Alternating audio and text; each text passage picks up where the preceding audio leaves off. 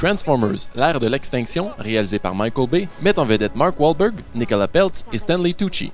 Michael Bay étant derrière tous les autres films de Transformers, on pouvait s'attendre à ce qu'il pousse l'aventure encore plus loin, Bay étant un maître du film d'action reconnu pour ses prises de vue explosives et rapides.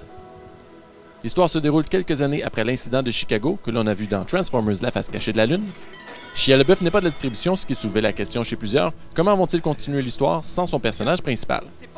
Mark Wahlberg doit reprendre les rênes, nous présentant une toute nouvelle série de personnages, un peu comme l'avait fait le film Pirates des Caraïbes, La Fontaine de Jouvence.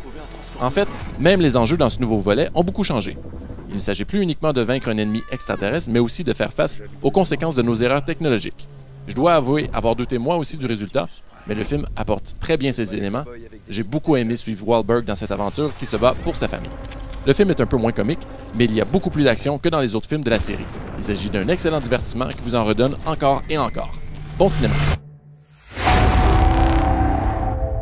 Une nouvelle ère a commencé. L'âge des Transformers s'achève.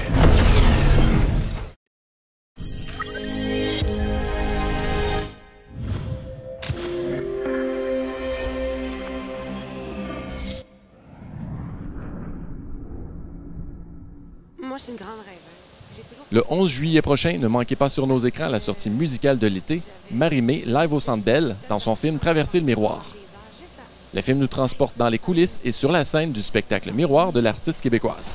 Le film a été tourné à l'aide de la technologie de caméra numérique Alexa, utilisée entre autres pour le film du groupe U2, avec une qualité d'image exceptionnelle. Marie-Mé a reçu en près de 10 ans de carrière 5 certifications platine, a été récompensée 12 fois, entre autres à la disque en 2013 pour l'album pop de l'année. 14 de ses chansons ont été numéro 1 au palmarès radio francophone et elle a rejoint Céline Dion dans un club très sélect, étant la deuxième québécoise de l'histoire à avoir chanté lors d'une cérémonie officielle des Jeux olympiques, lors de la clôture des Jeux de Vancouver de 2010. Nous sommes fiers d'accueillir sur nos écrans le 11 juillet prochain un icône de la culture populaire québécoise à la sortie du film Traverser le miroir. Soyez-y!